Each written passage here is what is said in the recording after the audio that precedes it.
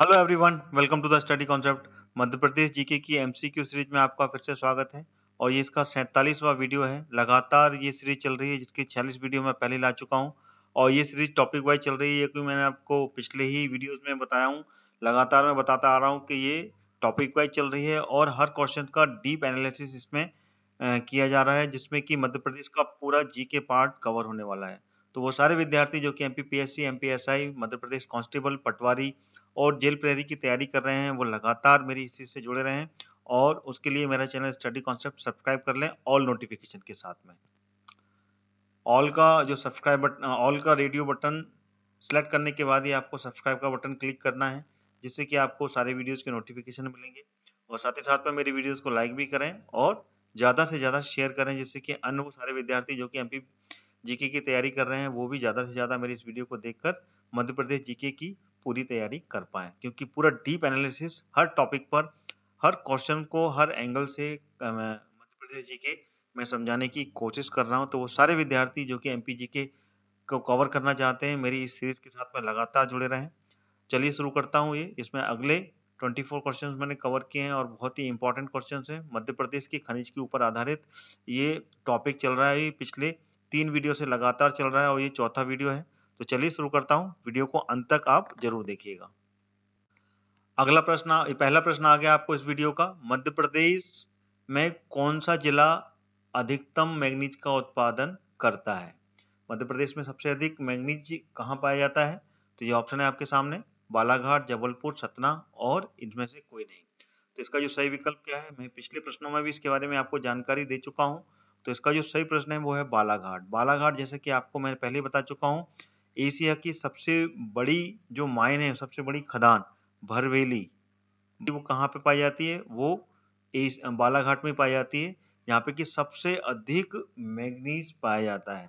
अगर इसको अपन एक क्वांटिटी की बात करें तो अकेले बालाघाट में ही 500 लाख टन 500 लाख टन के आसपास का यहाँ पर मैग्नीज का भंडार है। ठीक है, और टोटल अगर मध्य प्रदेश की बात करें तो टोटल मध्य प्रदेश में 680 लाख टन मैग्नीज का भंडार है पूरे मध्य प्रदेश में। तो बालाघाट के बाद में दूसरा जो जिला है वो है छिंदवाड़ा, यहाँ पे कि मैग्नीज पाया जाता है। तो सबसे अधिक भंडार मैग्नीज का पूरे एशिया में सबसे बड़ी खदान वो भरवेली है जो कि बालाघाट में स्थित है। ठीक है, चलिए आगे बढ़ते हैं।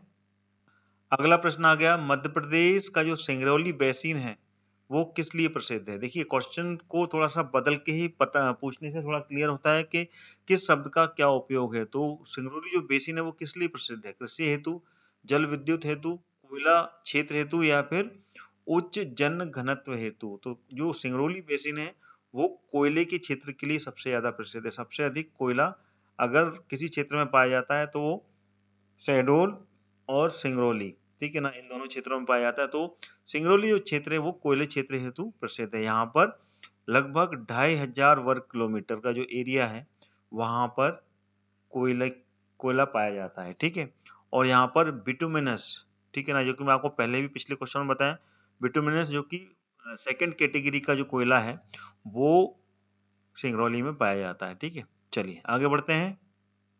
अगला प्रश्न आ गया, भारत में मध्य प्रदेश का खनिज उत्पादन में कौन सा स्थान है? पहला, दूसरा, तीसरा या फिर चौथा?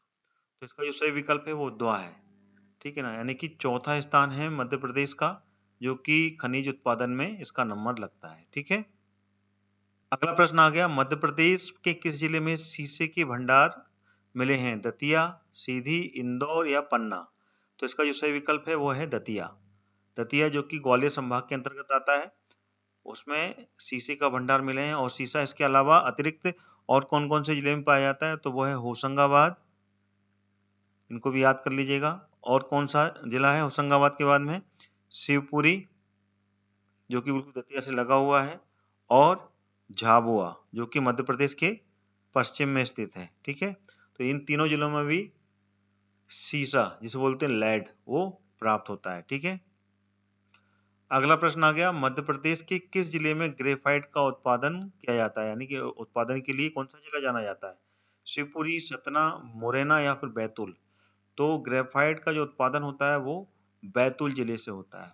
जो कि एक हार्ड एलिमेंट कहलाता है, ठीक है ना। इसको कोरंडम के बाद में जो ग्रेफाइट, ये जो सबसे हार्ड एलिमेंट कहलाता है, ना कि हीरा, कोरंडम, फिर ग्रेफाइट, ठीक है ना। ये कार्बन का दूसरा रूप कहलाता है। कार्बन से ही हीरा बनता है ना, और कार्बन से ही ग्रेफाइट भी बनता है। तो कार्बन का दूसरा रूप कहलाता है ग्रेफाइट, ठीक है ना। इसका जो उपयोग है ये किस लिए किया जाता है? पेंसिल, जो पेंसिल है वो बनाई जाती है। बैटरी, बैटरी की जो रॉड होती है वो भी बनाई जाती है। साथ में पेंट, जो पेंट होता है ना, कौन सा वाला, जो रबर पेंट बनाया जाता है, उस पेंट में भी इसका उत्पादन किया जाता है ग्रेफाइट का, ठीक है। चलिए आगे बढ़ते हैं। अगला प्रश्न आ गया, मध्य प्रदेश में मैग्नीज निम्न में से किस जिले में पाई जाती है? कौन कौन से जिलों में पाई जाती है? मुरैना, रीवा, बालाघाट, छिंदवाड़ा, दुर्ग, बस्तर, उज्जैन और कालूमार। तो इसका जो सही विकल्प है वो मैं आपको पिछले प्रश्न में बता चुका हूँ, वो है बालाघाट और छिंदवाड़ा, ठीक है ना। मध्य प्रदेश में सबसे अधिक अगर मैग्नीज कहीं पाई जाती है तो इन दोनों जिलों में ही पाई जाती है। अगर दोनों जिलों की बात कर ले, या दोनों जिले ही मिलाकर 680 लाख टन जो है वो इन दोनों जिलों में मिलकर पाई जाती है। इसमें सबसे अधिक बालाघाट में, जो कि मैंने पिछले प्रश्न में बताया। चलिए आगे बढ़ते हैं।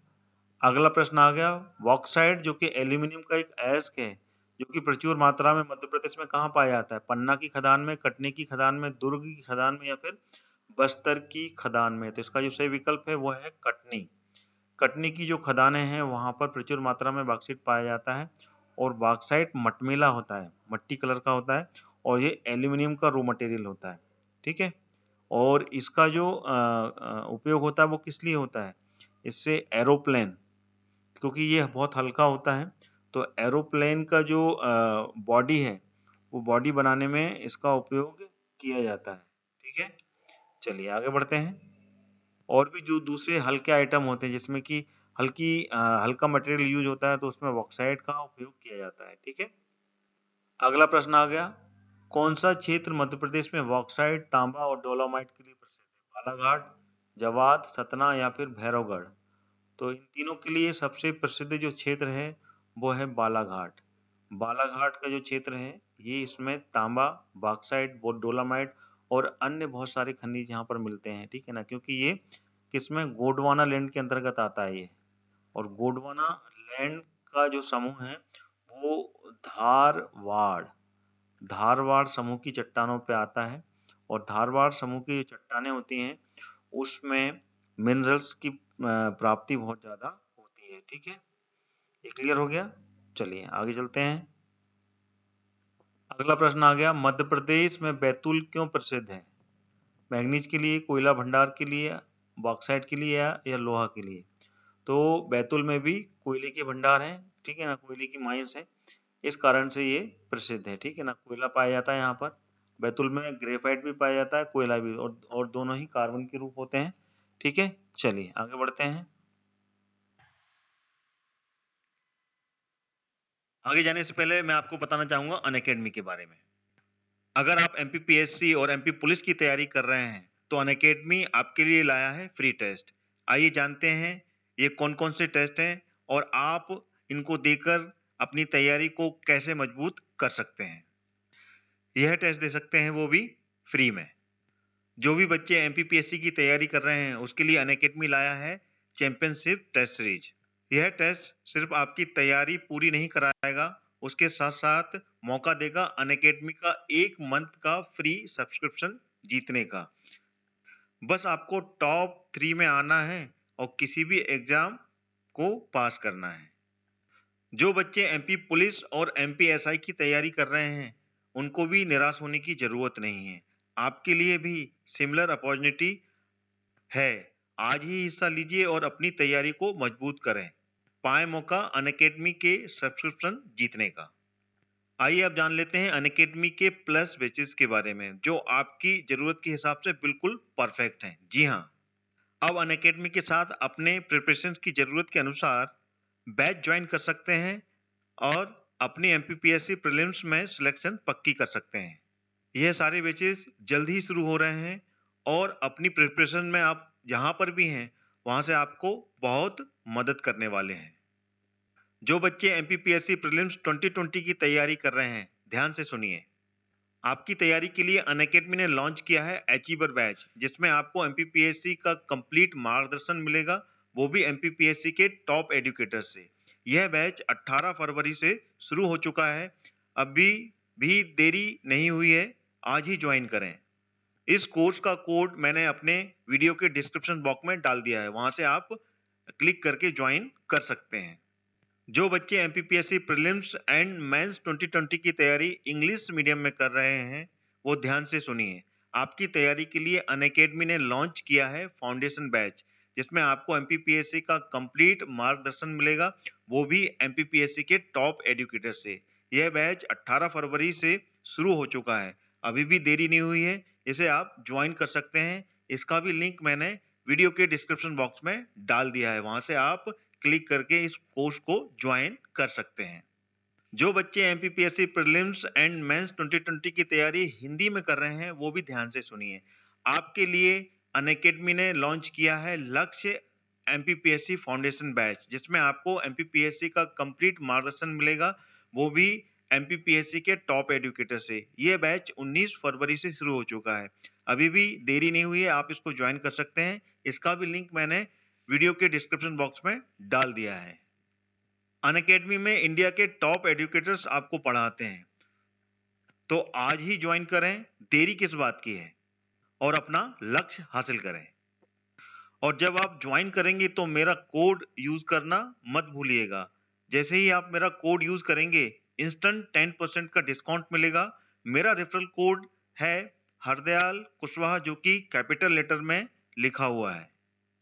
तो जल्द ही इस ऑफर का फायदा उठाइए, आखिरी कुछ दिन ही शेष रह गए हैं। 1 मार्च से ये डिस्काउंट 10% से घटकर 5% हो जाएगा। तो आज ही सब्सक्राइब करें और मेरा रेफरल कोड लगाना मत भूलिएगा। जैसा कि मैंने बताया आपको, मेरा रेफरल कोड है कैपिटल लेटर में जो आपको लिखा हुआ है, हरदयाल कुशवाहा। अगला प्रश्न आ गया आपके सामने। कॉल बैडमिंटन खालिस्तान में पाया गया है। कहाँ पाया गया है?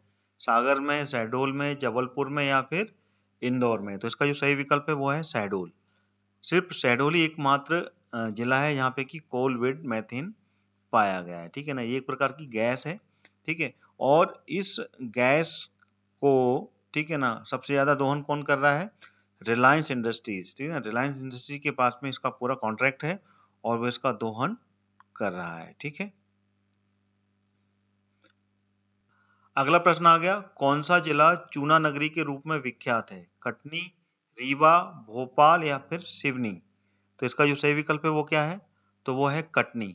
कटनी जो कि चूना नगरी के रूप में सबसे ज्यादा विख्यात है, और मध्य प्रदेश में सबसे अधिक चूने का उत्पादन किया जाता है। सबसे ज्यादा चूना अगर कहीं पाया जाता है तो मध्य प्रदेश में ही पाया जाता है, और इसको चूने पत्थर का शहर कहा जाता है, कटनी को। ठीक है, चलिए आगे बढ़ते हैं। अगला प्रश्न आ गया। भारत में स्लेट का उत्पादन का एकमात्र जिला कौन सा है? कटनी, मंदसौर, बालाघाट या फिर सतना? तो इसका सही विकल्प क्या है? तो इसका सही विकल्प है मंदसौर।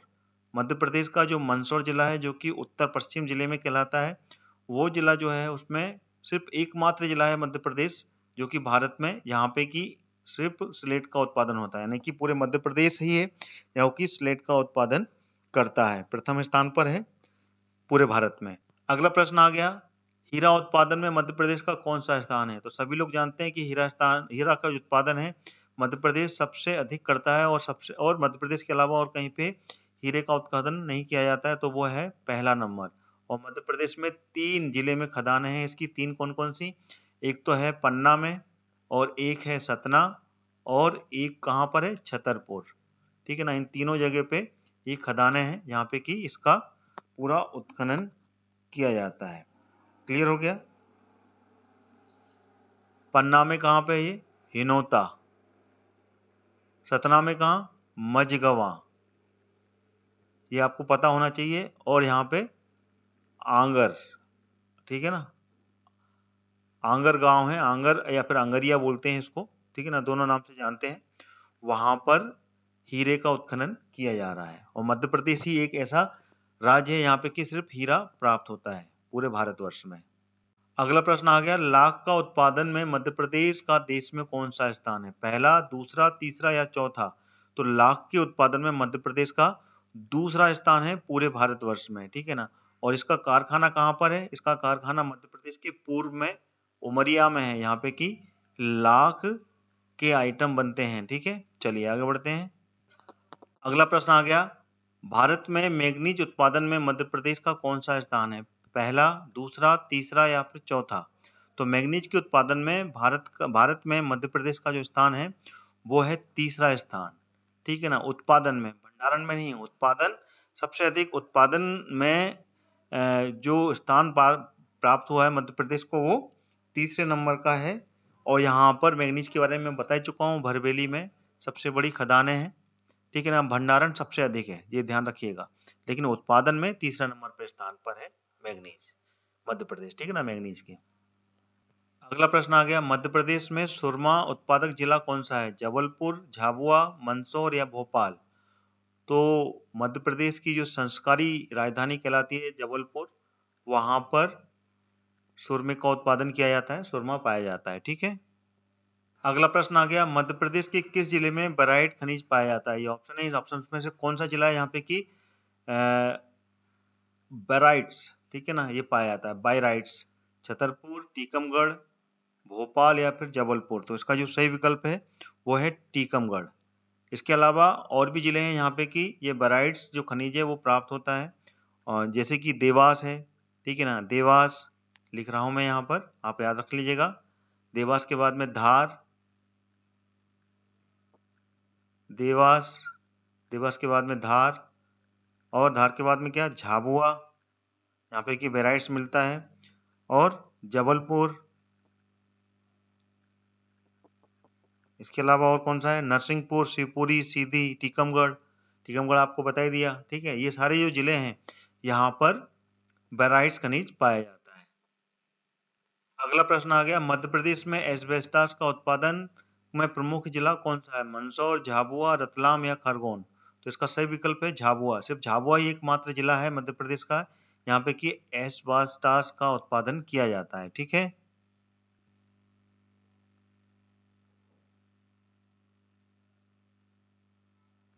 अगला प्रश्न आ गया आपके सामने, मध्य प्रदेश के निम्नलिखित जिलों में से कौन से जिले में एशिया की सबसे घनी कोयले की परत स्थित है?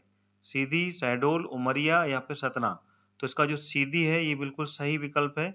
सबसे घनी परत पाई जाती है कोयले की सीधी जिले में, और सीधी से लगा हुआ है सिंगरौली, ठीक है ना। तो ये दोनों ही क्षेत्र ऐसे हैं यहाँ पे कि सबसे घनी परत पाई जाती है पूरे विश्व में, पूरे विश्व से इसकी अकाउंटेबिलिटी की जाती है, ठीक है। अगला प्रश्न आ गया, निम्न में से कौन सा एक महत्वपूर्ण लोहे के अयस्क का उत्पादन करने वाला जिला है? बैतूल, ग्वालियर, रीवा या फिर बालाघाट? तो बालाघाट ही है इसका सही उत्तर। बालाघाट में ही लोहे का अयस्क मौजूद है, यहाँ से कि इसका उत्खनन किया जाता है। अगला प्रश्न आ गया, निम्न में से कौन सा अयस्क मध्य प्रदेश में पाया जाता है? मैग्नीशियम, लोहा, उपरोक्त दोनों या इनमें से कोई नहीं?